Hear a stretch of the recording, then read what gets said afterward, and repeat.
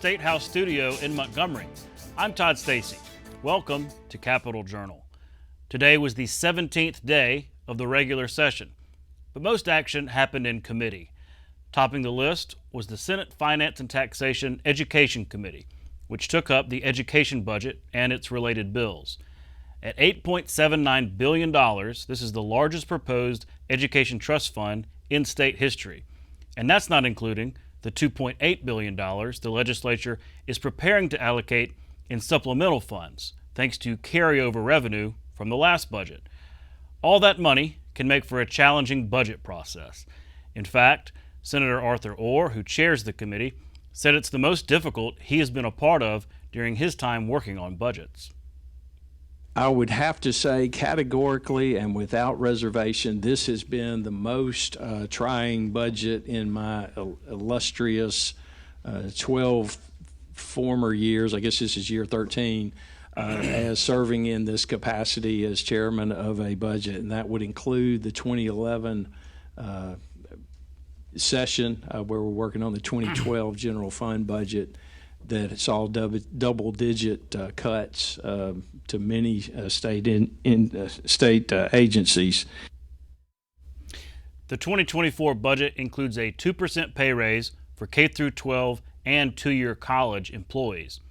State Senator David Sessions of Mobile asked if the legislature should consider an additional pay increase for support staff, or said that could be something for the House to consider when it takes up the budget with an updated revenue outlook. We have been working diligently on trying to assess the numbers for K-12 support workers. And they've been beating the bushes between the State Department and other organizations trying to get a bead on what that number is. I'm hoping in the next 24 hours we'll get it, because like you, and I heard from several of you, when it came to support staff, you wanted to see movement. And I can say that in my conversation with Chairman Garrett, he is supportive of that initiative as well. There were some changes to the supplemental appropriations bill as proposed by Governor Kay Ivey. The committee markup took the $966 million that was going toward one-time tax rebates down to $275 million. That means that one-time tax rebate will be just $100 for every state tax filer. Taken away completely were $200 million for the Main Street program, $31 million for the Mobile Airport, $25 million for a Montgomery water park, and $25 million for the Port of Mobile. There was also a significant increase for school safety grants that school systems can use for security upgrades. That number has gone up from $10 million to $40 million. And I think every legislator, that school safety has been something you all have told me you're concerned about and want to do. So we have quadrupled the original recommendation for school safety grants. There were some changes to the base education trust fund from what the governor proposed. Here's a quick run through. Local K-12 schools got an additional $1.6 million, bringing it to a total of $5.1 billion allocation. The main changes were a decrease of $4 million from the K-12 Foundation program, with a $1 million increase to the at-risk student program and $4.6 million more for the special education teacher stipend. Higher education got an additional $3.1 million, bringing their total allocation to $1.5 billion. The increases went to the University of Alabama system, the Auburn University system, Troy, and South Alabama. The community college system saw an increase of $2 million, bringing its total allocation to $551 million. That money will go to capital projects and the STEAM project. The State Department of Education saw an increase of $3.7 million, bringing its total allocation to $534 million. Those increases were for the Principal Recruiting Initiative, classroom cameras for special education, and the Financial Assistance Program.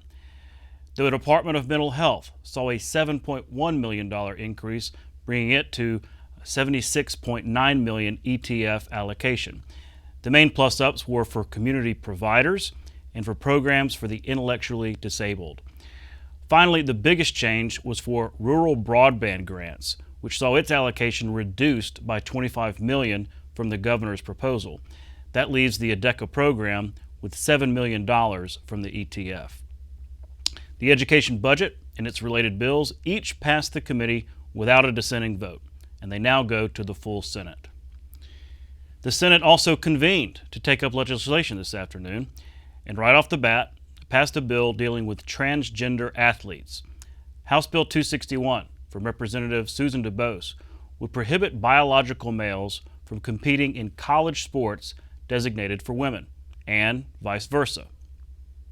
The big thing is, I just think that forcing women to compete against biological men would just reverse decades of progress that women have made for equal opportunities in athletics. Okay. And I just believe that women deserve a safe and fair and level playing field. The bill passed 24-4 with one abstention, and that's final passage, so the bill now goes to the governor's desk. More committee action in the House. The House Judiciary Committee took up legislation aimed at preventing vaping among minors.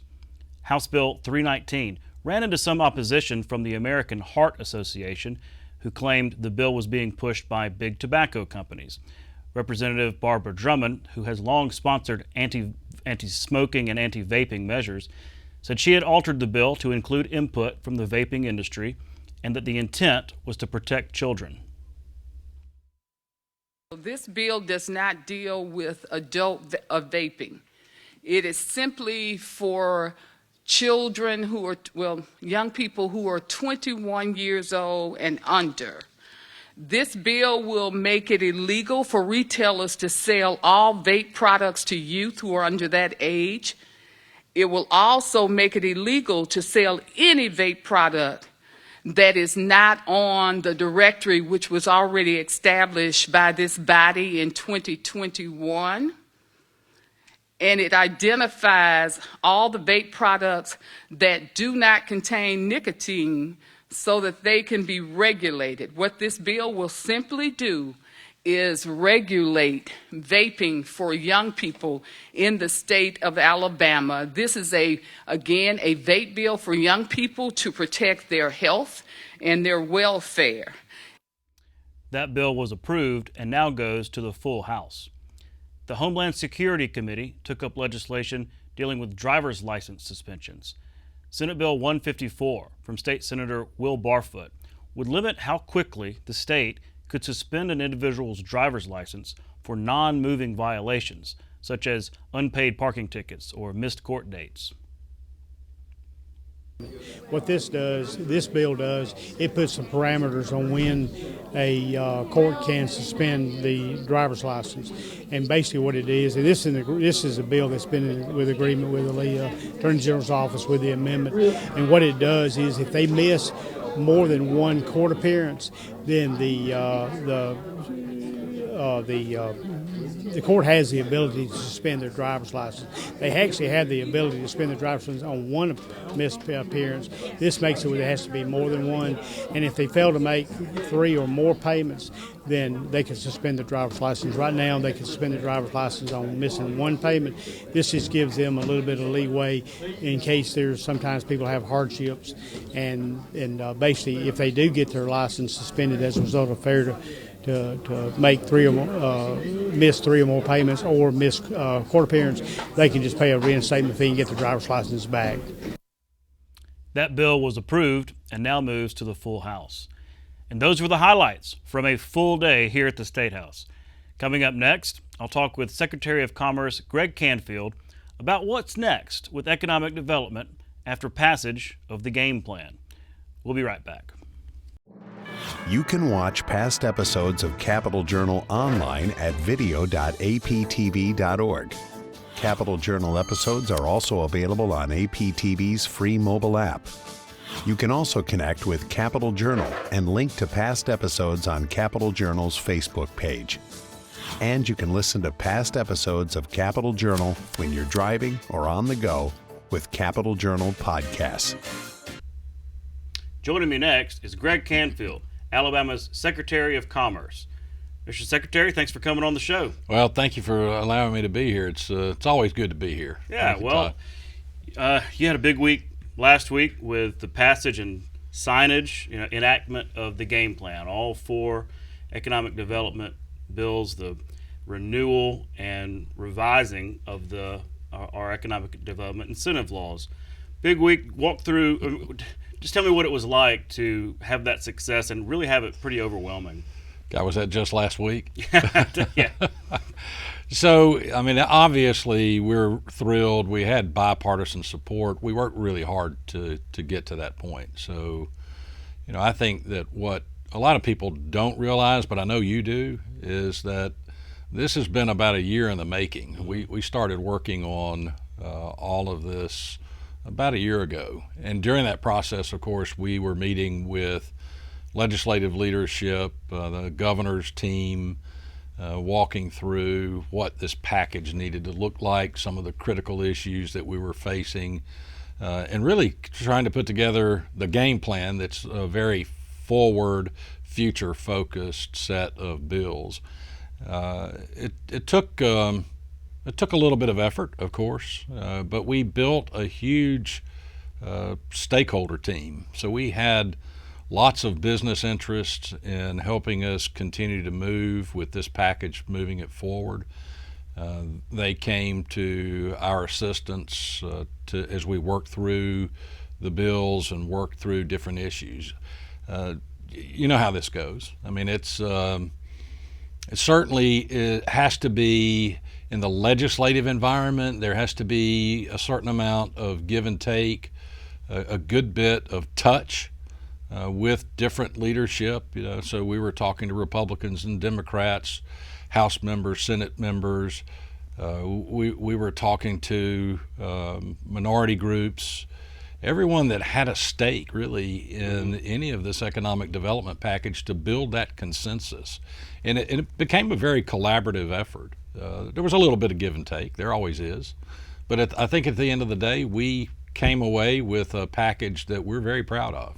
Yeah, that's what it seemed like to me, because, the press conference happens, and then the bills get going, and then the bill signing happens, and it all looks really nice and pretty, but all the legwork beforehand, you could kind of tell that, okay, this is going to be a big lift. Let's go ahead and do the heavy lifting before we ever even get to session. Is kind of what it seemed like. Yeah, you have to do that. I mean, it takes, if you want to do this correctly, particularly in a regular session, it would have been nice, perhaps, had we been able to do this in a special, but there were too many other issues out there that made that impractical. Mm-hmm.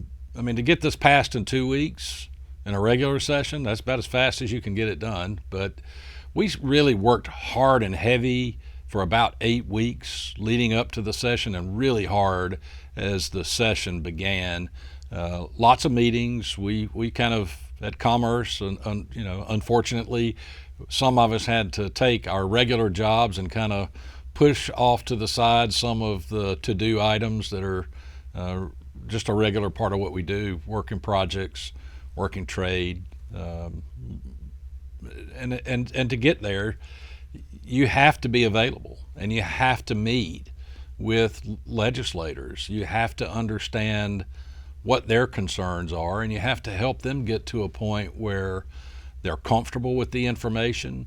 A lot of this was data driven, and that was good, because we have gone through, since passage of the Jobs Act in 2015, we've developed a great due diligence process that is very data driven. And so we were able to share a good bit of data this time around that is very factual, that helped legislators understand just how well this program of incentives is working, and the fact that it truly is pay as you go. It's very performance based, and I think that helped everyone be comfortable.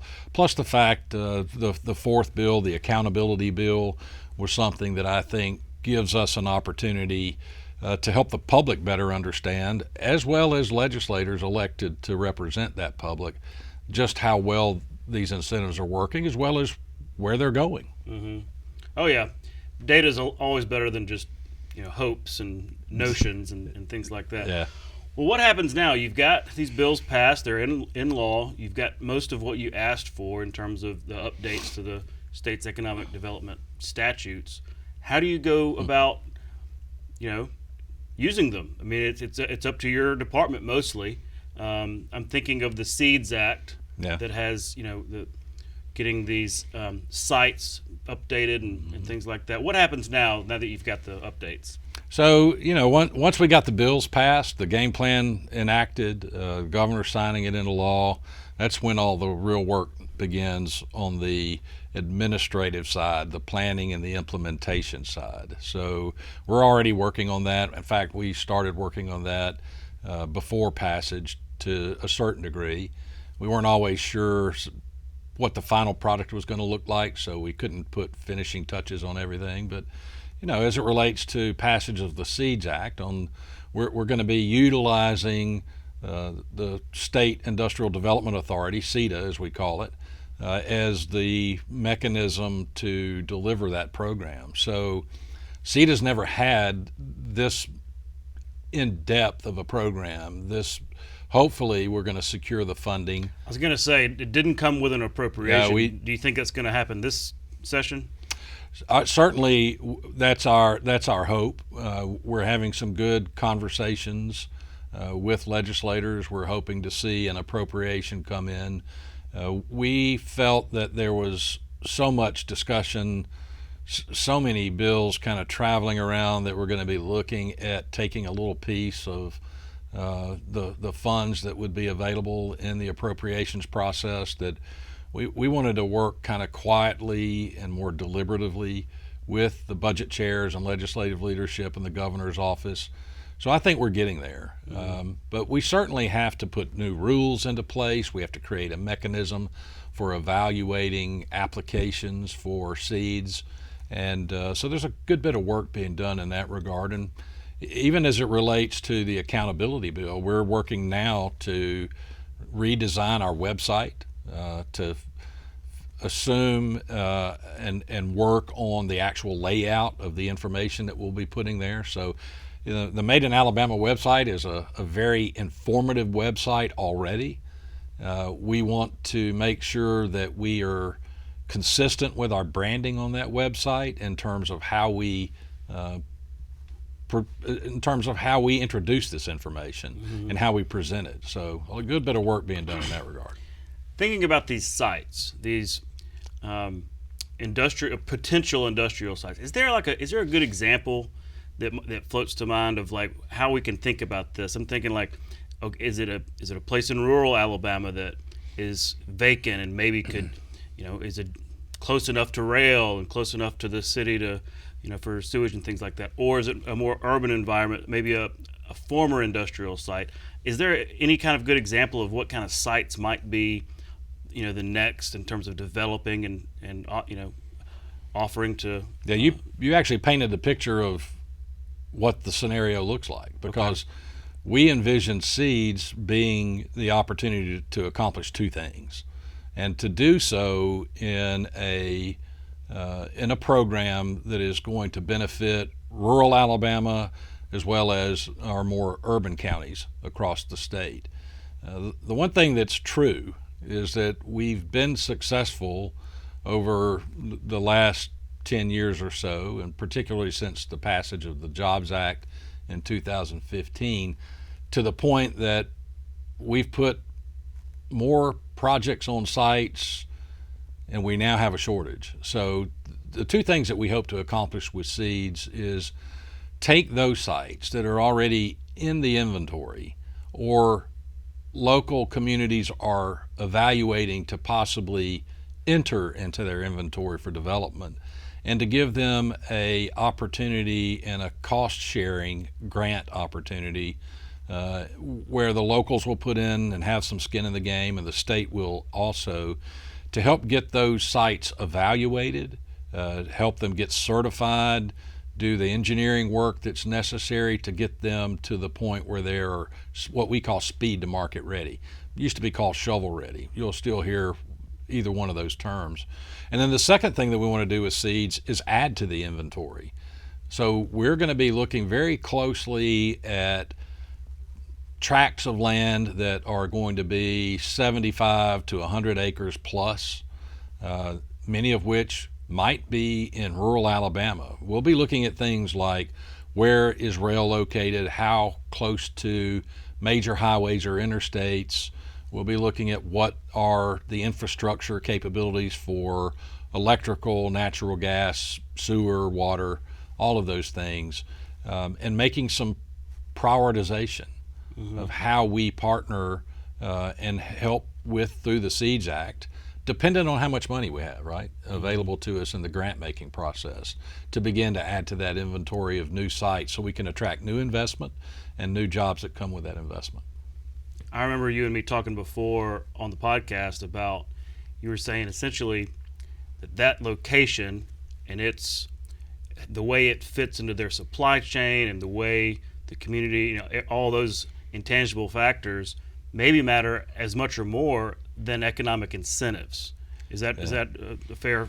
Yeah, it's our rule of thumb at Commerce is if a company needs our incentives to come to the state, they're probably not a good fit, because we want companies that have the ability to attract their capital and secure their investment because they have a good business case. So absolutely, what we think is important is having a site that makes sense. It's located in an area in close proximity to their customers. Maybe it has logistics advantages. Also a workforce, the workforce availability, the labor shed that we can draw from is critically important. All of those factors really place and score higher in a company's evaluation of sites than do incentives. Incentives usually are what we consider to be the closing tool. Interesting.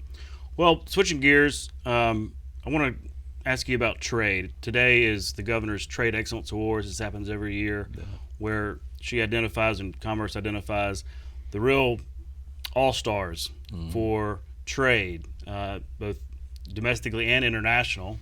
So that's a big deal. Talk about that and what we're going to see from these awards.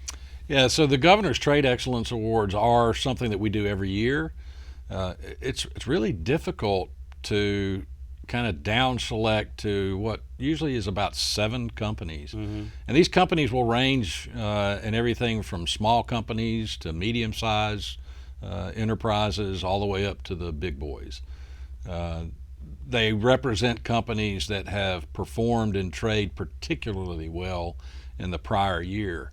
And what really kind of makes this year tough to pick the winners that are going to be recognized for 2022 is that 2022 in trade for Alabama was a record-breaking year at $25.5 billion. It was a 22% increase over 2021, which was already an increase before over 2020. So the population of companies out there to choose from was pretty diverse, but we've narrowed it down. Well, there was this Rear Admiral in Montgomery yesterday talking about the importance of the port and just its growing role in expanding trade opportunities for Alabama. Talk about that, and the future of the port and what it means, not just for Mobile, but the whole state. The port of Mobile is a real asset for our state. It's an economic engine on its own. It is the southernmost port on the Gulf of Mexico in the U.S. After the deepening and widening is completed, which has already been funded by the U.S. Army Corps of Engineers, it will make that port one of the deepest and widest channels available for some of the largest ships out there. It will make the port of Mobile and the state of Alabama a real destination for inbound movements of raw materials and components that are part of the economic engine here in the state. And what's really exciting about it is it's going to help us grow even further our export opportunities as we open up the world. I think currently made in Alabama goods are found in about 196 countries across the globe. At one point, I didn't even know there was 196 countries On the globe. on the globe. Yeah. But this port continues to grow. We continue to see investments being made. The container port has grown triple in size since I think I've been in this role. And we continue to see new investments being made to, like I said, to deepen and widen the channel. We have now automotive roll-on, roll-off capability that we've never had before. So lots of great things happening at the port that are going to continue to help drive our economy. Lots of things happening in your world. Mr. Secretary, thanks again for coming on Capitol Journal. Thank you so much. I'm glad to be here. We'll be right back. You can watch past episodes of Capitol Journal online anytime at Alabama Public Television's website, aptv.org. Click on the Online Video tab on the main page. You can also connect with Capitol Journal and link to past episodes on Capitol Journal's Facebook page. That's our show for tonight. Thanks for watching. We'll be back tomorrow night at 10:30 with more coverage from the Alabama Legislature right here on Alabama Public Television.